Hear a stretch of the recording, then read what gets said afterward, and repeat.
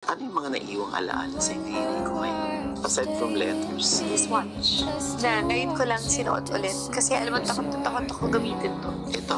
Yes, ito yung last gift ko sa kanya for Christmas na makita niyo sa YouTube na ilan lang tao may ganyan na parang I think 200 people lang sa buong mundo ang may Talaga. yung yellow blanket niya. Actually, akin yun noon. Nakinukup niya na talaga na he cannot sleep without. And ngayon yun ang ginagamit ng mga anak ko when they're sick, whether magic blanket na tawag ko rin. Pag may fever yung mga anak ko or they feel sad, Mom, where's the yellow blanket?